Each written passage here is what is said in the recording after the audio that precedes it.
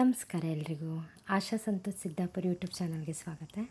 ಇವತ್ತಿನ ವಿಡಿಯೋದಲ್ಲಿ ನಮ್ಮ ಮಲೆನಾಡಿನ ತೋಟಗಳು ಅಥವಾ ಇಲ್ಲಿನ ಪ್ರದೇಶ ಹೇಗಿರುತ್ತೆ ಅನ್ನೋದನ್ನು ನೋಡೋಣ. ನಮ್ಮ ಮಲೆನಾಡಿನಲ್ಲಿ ಈವ್ನಿಂಗ್ ವಾಕ್ ಮಾಡ್ತಾರೆ, ಆದರೆ ಪಾರ್ಕೋ ಅಥವಾ ಎಲ್ಲಿಗೋ ಹೋಗೋದಿಲ್ಲ. ಅವರವ್ರ ಮನೆಯ ತೋಟ ಗದ್ದೆಗಳಲ್ಲಿ ವಾಕನ್ನು ಮಾಡ್ತಾ ತೋಟಗಳನ್ನ ನೋಡಿಕೊಂಡು ಉತ್ತಮವಾದ ಗಾಳಿ ಸೇವನೆಯನ್ನು ಮಾಡಿಕೊಂಡು ಬರ್ತಾರೆ. ಹಾಗಾದರೆ ಇವತ್ತು ಈವ್ನಿಂಗ್ ವಾಕ್ ಜೊತೆ ನಮ್ಮ ಮನೆಯ ತೋಟದ ಮನೆ ಮತ್ತು ತೋಟದಲ್ಲಿ ಯಾವ್ಯಾವ ಗಿಡಗಳಿದ್ದಾವೆ, ಏನೇನಿದೆ, ಯಾವ ರೀತಿ ಇದೆ ಮಲೆನಾಡಿನ ತೋಟಗಳು ಅನ್ನೋದನ್ನು ನೋಡೋಣ. ನಮ್ಮ ಮಲೆನಾಡಿನಲ್ಲಿ ಆದಾಯದ ಪ್ರಮುಖ ಮೂಲ ಅಂತಂದರೆ ಕೃಷಿ. ಹಳ್ಳಿಗಳಲ್ಲಿ ಕೃಷಿ ಆಗಿರುತ್ತೆ. ಬಟ್ ಕೃಷಿಯಿಂದ ಬರುವಂಥ ಆದಾಯ ಸ್ವಲ್ಪ ಕಡಿಮೆ ಅಂತಲೇ ಹೇಳ್ಬೋದು. ಡಿಪೆಂಡೆನ್ಸಿ ಜಾಸ್ತಿ ಇದ್ದರೂ ಇನ್ಕಮ್ ಕಡಿಮೆ ಬರುತ್ತೆ, ಯಾಕಂದರೆ ಪ್ರೊಡಕ್ಟಿವಿಟಿ ಕಡಿಮೆನೇ ಇರುತ್ತೆ. ಇದೆಲ್ಲರಿಗೂ ಗೊತ್ತಿದೆ. ಇದು ನಮ್ಮ ಮನೆಯ ತೋಟದ ಮನೆ. ನಮ್ಮ ಮಲೆನಾಡಿನಲ್ಲಿ ಹೀಗೆ ಇರುತ್ತೆ. ಮನೆ ಪಕ್ಕ ತೋಟಗಳನ್ನ ಮಾಡ್ಕೊಂಡಿರ್ತಾರೆ. ತುಂಬ ಚೆನ್ನಾಗಿರೋ ಸುಂದರವಾದ ನೇಚರ್ ಇರುತ್ತೆ. ನಮ್ಮನೆ ತೋಟದಲ್ಲಿ ಒಂದು ದೊಡ್ಡ ನೇರಳೆ ಮರ ಇದೆ. ಈಗಂತೂ ನೇರಳೆ ಹಣ್ಣಿನ ಸೀಸನ್ನು, ತುಂಬ ನೇರಳೆ ಹಣ್ಣುಗಳು ಸಿಗ್ತವೆ. ನಾವು ನೋಡ್ಬೋದು. ಇಲ್ಲಿ ಮಲೆನಾಡಿನ ಎಲ್ಲರ ಮನೆಯಲ್ಲೂ ಕೂಡ ಈ ರೀತಿ ಏನು ಹಣ್ಣುಗಳು ಅಥವಾ ಸೀಸನಲ್ ಫ್ರೂಟ್ಸ್ಗಳು ಏನಿರುತ್ತಲ್ಲ ಈ ಒಂದು ಏರಿಯಾದಲ್ಲಿ ಎಲ್ಲರ ಮನೆಯಲ್ಲೂ ಕೂಡ ನಾವು ನೋಡ್ಬೋದು. ನಮ್ಮ ಈ ಏರಿಯಾದಲ್ಲಿ ಎಲ್ಲರ ಮನೆಯಲ್ಲೂ ಅಥವಾ ಈ ಭಾಗದಲ್ಲಿ ಈ ನೇರಳೆ ಹಣ್ಣುಗಳು ಜಾಸ್ತಿ ಇರುತ್ತೆ. ಅದೇ ರೀತಿ ನಮ್ಮ ಮನೆ ತೋಟದಲ್ಲೂ ನೇರಳೆ ಹಣ್ಣು ಇನ್ನೂ ಹಣ್ಣಾಗಬೇಕು. ಅದ್ರ ಜೊತೆಗೆ ಮುರುಗ್ಲು ಹಣ್ಣನ್ನು ನೋಡ್ಬೋದು ನಾವು. ಇದು ಗಿಡ ಆಗಿತ್ತು. ಇದು ಮುರುಗ್ಲು ಗಿಡ ಅಂತ ಹೇಳ್ತೀವಿ. ಇಲ್ಲಿ ಮುರುಗ್ಲು ಹಣ್ಣುಗಳಾಗ್ತವೆ. ಇದನ್ನು ಹುಳಿಗೋಸ್ಕರ ಬಳಸ್ಕೊಳ್ತಾರೆ. ನನ್ನ ವಿಡಿಯೋದಲ್ಲಿ ಈ ಮುರುಗ್ಲು ಹಣ್ಣು ಮತ್ತು ಇವುಗಳ ಬಗ್ಗೆ ನೋಡ್ಬೋದು. ನಾನು ವಿಡಿಯೋವನ್ನು ಹಾಕಿದ್ದೀನಿ, ಹೇಗೆ ಸಿರಪ್ ಮಾಡೋದು ಆ ರೀತಿ ಅಂತ. ಇಲ್ಲಿ ಎಲ್ಲರ ಮನೆ ತೋಟದಲ್ಲೂ ಅಥವಾ ಇಲ್ಲಿಯ ಬೆಟ್ಟ ಗುಡ್ಡಗಳಲ್ಲಿ ಮುರುಗ್ಲು ಹಣ್ಣುಗಳು ಸಿಗ್ತವೆ. ಇದರ ಯೂಸೇಜ್ ಕೂಡ ಇವರು ಮಾಡ್ಕೊಳ್ತಾರೆ ಮತ್ತು ಇದರಿಂದ ತುಂಬ ಯೂಸ್ ಇದೆ. ಮತ್ತು ಇದು ತೋಟ ಈಗ ಈ ತೋಟದಲ್ಲಿ ಈ ಸೀಸನ್ನಲ್ಲಿ ಏನಂತೆ ಗೊಬ್ಬರಗಳನ್ನ ಹಾಕಿ ದರ್ಕು ಅಂತ ಕರಿತೀವಿ. ಅಂದರೆ ಗರಿಕೆ, ಈಗ ಗಿಡದ ಕೆಳಗಡೆ ಬಿದ್ದಿರುವಂಥ ಒಣಗಿರುವಂಥ ಎಲೆಗಳನ್ನ ಸಂಗ್ರಹ ಮಾಡಿ ತೋಟಗಳಿಗೆ ಹಾಕಲಾಗತ್ತೆ.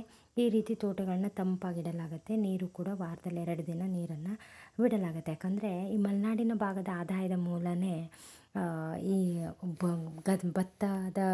ಭತ್ತದ ಬೆಳೆ ಮತ್ತು ಈ ತೋಟ ಅಡಿಕೆನೆ ಅಂತಲೇ ಹೇಳ್ಬೋದು. ಅದ್ರ ಜೊತೆಗೆ ಅನೇಕ ಗಿಡಗಳನ್ನು ಹಾಕ್ಕೊಳ್ತಾರೆ. ಇದು ನುರುಕ್ಲು ಮರ. ಇಲ್ಲಿ ನುರುಕ್ಲು ಹಣ್ಣು ಬಿಟ್ಟಿರುತ್ತೆ. ನುರುಕ್ಲು ಹಣ್ಣು ಅಂತಂದರೆ ಹುಳಿ ಸಿಹಿ ಮಿಶ್ರಿತವಾದಂಥ ಹಣ್ಣು. ನಾನು ಇದನ್ನು ಕಾಡು ಹಣ್ಣುಗಳ ವಿಡಿಯೋ ಹೇಳುವಾಗ ಹೇಳಿದ್ದೀನಿ. ಇದು ಈ ನಮ್ಮ ತೋಟದಲ್ಲೂ ಕೂಡ ಈ ಗಿಡ ಇದೆ. ಈ ಸೀಸನ್ನಲ್ಲಿ ಇದು ಹಣ್ಣು ಬಿಡುತ್ತೆ. ಇದು ಕೂಡ ಹಣ್ಣು ತುಂಬ ಚೆನ್ನಾಗಿರುತ್ತೆ.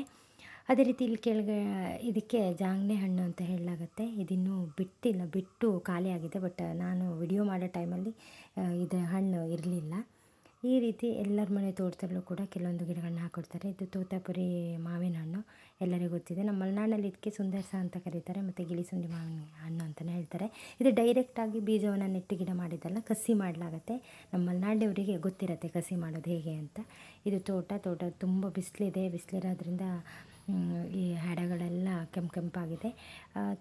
ತಂಪನ್ನು ಇಟ್ಕೊಳ್ಳೋಕ್ಕೆ ಈ ರೀತಿ ಗಿಡದ ಬುಡಗಳಲ್ಲಿ ಗೊಬ್ಬರಗಳನ್ನು ಹಾಕಿ ಈ ರೀತಿ ಎಲೆಗಳನ್ನು ದರಕು ಅಂತ ಕರಿತೀವಿ.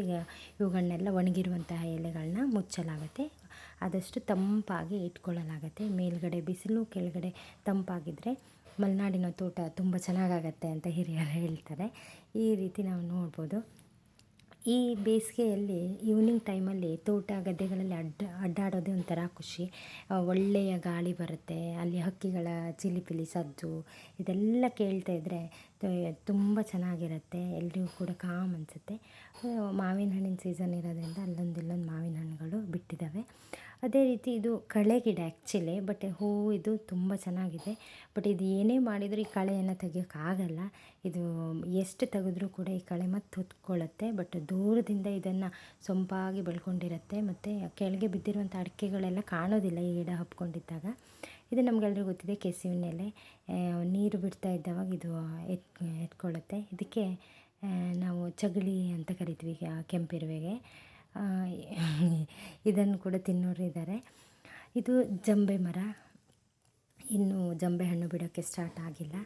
ಇದು ತೋತಾಪುರಿ ಮಾವಿನ ಗಿಡ. ಇನ್ನು ಮಾವಿನ ಹಣ್ಣುಗಳು ಕಾಯಿ ಬಿಡ್ತಾ ಇದೆ. ಇಲ್ಲೊಂದು ಜಂಬೆ ಗಿಡ ಇದೆ ನೋಡಿ, ಸುಂದರವಾದ ಹೂವು. ದೂರದಿಂದ ತುಂಬ ಚೆನ್ನಾಗಿ ಕಾಣಿಸುತ್ತೆ ಹೂವು ಬಿಟ್ಟಾಗ. ಗುಲಾಬಿ ಕಲರ್ ಹೂವಲ್ಲಿ ತುಂಬ ಸುಂದರವಾಗಿ ಕಾಣುತ್ತೆ. ಇಲ್ಲೊಂದು ಚಿಕ್ಕ ಗಿಡ ಇದೆ. ಅಲ್ಲಿ ಇನ್ನೂ ಕಾಯಿಗಳು ಸಣ್ಣಕ್ಕೆ ಬಿಡ್ತಾ ಇದ್ದಾವೆ. ಇನ್ನೂ ಬಿಡೋದಲ್ಲಿದೆ. ಮಳೆಗಾಲ ಸ್ಟಾರ್ಟಿಂಗ್ ಇದು ಸ್ವಲ್ಪ ಬಿಡುತ್ತೇನೋ ಅನಿಸುತ್ತೆ. ಈ ರೀತಿ ನಾವು ಈವ್ನಿಂಗ್ ಟೈಮಲ್ಲಿ ಗದ್ದೆ ತೋಟಗಳಿಗೇ ವಾಕ್ ಮಾಡ್ತೀವಿ. ಎಲ್ಲ ಕೃಷಿಕರಿಗೂ ಕೂಡ ಅವರವ್ರ ಗದ್ದೆ ತೋಟಗಳಲ್ಲಿ ದಿನದಲ್ಲಿ ಒಂದು ಬಾರಿ ಆದರೂ ಅಡ್ಡಾಡಿಲ್ಲ ಅಂತಂದರೆ ಅವರಿಗೆ ಸಮಾಧಾನವೇ ಇರೋದಿಲ್ಲ. ಯಾಕಂದರೆ ಮಕ್ಕಳ ಥರನೇ ಗಿಡಗಳನ್ನ ತೋಟಗಳನ್ನ ಅಲ್ಲಿರುವಂಥ ಗಿಡಗಳನ್ನ ಬೆಳೆಸಿರ್ತಾರೆ. ಅದಕ್ಕೋಸ್ಕರ ದಿನಕ್ಕೆ ಒಂದು ಸಾರಿ ಆದರೂ ಅವ್ರು ನೋಡಿಲ್ಲ ಅಂತಂದರೆ ಅವ್ರಿಗೆ ಸಮಾಧಾನ ಇರೋದಿಲ್ಲ. ಇದೇ ಜಂಬೆ ಗಿಡ ಇನ್ನೂ ಬಿಡ್ತಾ ಇಲ್ಲ, ಹೂವಷ್ಟೇ ಬಿಡ್ತಾ ಇದೆ. ಇನ್ನೇನು ಮಳೆಗಾಲದ ಸ್ಟಾರ್ಟಿಂಗಲ್ಲಿ ಬಿಡೋಕ್ಕೆ ಸ್ಟಾರ್ಟ್ ಆಗ್ತವೆ. ಅದಾದಮೇಲೆ ಇದು 2 ಸಲ, ವರ್ಷದಲ್ಲಿ 2 ಸಲ ಬಿಡುತ್ತೆ. ಈ ಟೈಮಲ್ಲಿ ಮತ್ತು ಇನ್ನೊಂದು ಸತಿ ಮಳೆಗಾಲ ಟೈಮಲ್ಲಿ ಬಿಡುತ್ತೆ. ಹೂವಂತೂ ತುಂಬ ಸುಂದರವಾಗಿರುತ್ತೆ. ಕೆಳಗಡೆ ಹೂವಿನ ದಳಗಳು ಅರಳಿದ ಒಂದು 4-5 ದಿನದಲ್ಲಿ ಕೆಳಗಡೆ ಬೀಳ್ತಾ ಇರುತ್ತೆ. ಆ ಕೆಳಗಡೆ ಆ ಪ್ರದೇಶವನ್ನು ನೋಡಬೇಕು, ಹೂವಿನ ಹಾಸಿಗೆ ಥರನೇ ಕಾಣುತ್ತೆ. ಗುಲಾಬಿ ಕಲರ್ ಹೂವಲ್ಲಿ ಎಲ್ಲರನ್ನ ಕಣ್ಮನ ಸೆಳೆಯುತ್ತೆ ಅಂತಲೇ ಹೇಳ್ಬೋದು. ಇದೆಲ್ಲ ನಮಗೆ ಫ್ರೀಯಾಗಿ ಸಿಗುವಂಥದ್ದು. ಈವ್ನಿಂಗ್ ವಾಕಿಂಗ್ ಬಂದಾಗ ಇದೆಲ್ಲ ನಾವು ಕಣ್ಣು ತುಂಬ್ಕೊಳ್ಬೋದು.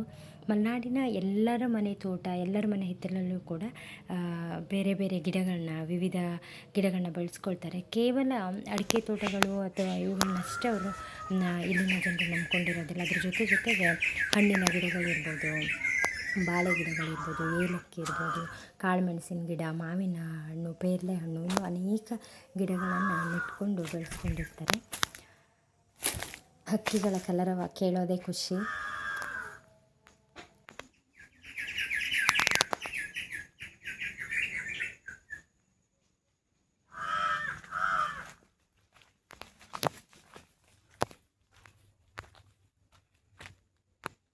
ಇದು ಕಾಳುಮೆಣಸಿನ ಗಿಡ.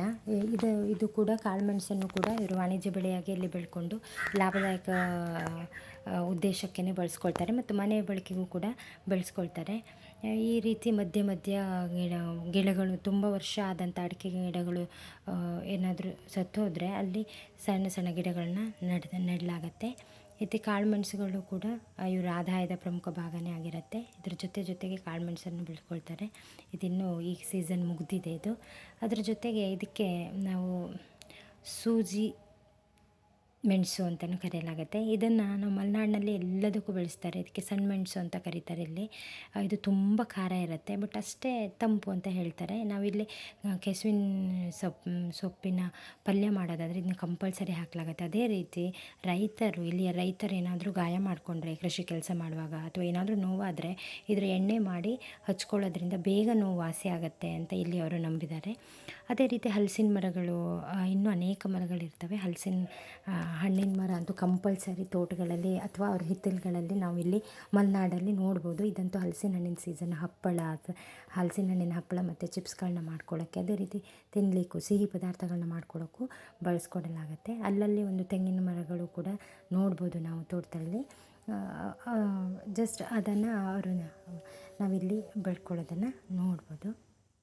ಈ ರೀತಿ ನಾನೊಂದು ಹಲಸಿನ ಹಣ್ಣಾಗಿತ್ತು, ಹಣ್ಣಿಂದ ಘಮ ಬರ್ತಾಯಿತ್ತು, ಅದಕ್ಕೆ ಒಂದು ಇಳಿಸ್ಕೊಂಡು ಬಂದ್ವಿ. ಫುಲ್ ಹಣ್ಣಾಗಿತ್ತು. ಇದಕ್ಕೆ ಬಕ್ಕೆ ಹಣ್ಣು ಅಂತ ನಾವು ಮಲೆನಾಡಲ್ಲಿ ಕರೀತಾರೆ. ತಿನ್ನೋಕ್ಕಂತೂ ತುಂಬ ಚೆನ್ನಾಗಿರುತ್ತೆ. ಈ ಪದಾರ್ಥಗಳನ್ನು ಮಾಡ್ಕೊಂಡು ತಿನ್ಬೋದು, ಬಟ್ ಇದು ತಿನ್ನಲಿಕ್ಕೆ ಚೆನ್ನಾಗಿರುತ್ತೆ. ಇದೊಂದು ನುಗ್ಗೆ ಗಿಡ, ಬಟ್ ಈ ಗಿಡವನ್ನು ನಾವು ತೆಗೆದ್ರೂ ಕೂಡ ಅದು ಬಿಟ್ಕೊಂಡಿದೆ. ಇದು ಅಡಿಕೆ ಹೂವು. ಇದು ಮತ್ತು ಇಲ್ಲೊಂದು ಪೇರಲೆ ಮರ ಇದೆ. ತುಂಬ ಪೇರಲೆ ಹಣ್ಣುಗಳು ಬಿಟ್ಟಿದ್ದಾವೆ. ಈ ಸೀಸನ್ನಲ್ಲಂತೂ ಪ್ರಕೃತಿ ನಮಗೆ ತುಂಬ ಹಣ್ಣುಗಳನ್ನ ಕೊಡುತ್ತೆ. ನಾವು ಪ್ರಕೃತಿಗೆ ಎಷ್ಟೇ ಥ್ಯಾಂಕ್ಸ್ ಹೇಳಿದ್ರೆ ಸಾಗೋದಿಲ್ಲ. ಈ ರೀತಿ ಮಲೆನಾಡಿನ ತೋಟದಲ್ಲಿ ನಡ್ಕೊಂಡು ಹೋಗೋ ಖುಷಿನೇ ಬೇರೆ, ಮಜಾನೇ ಬೇರೆ.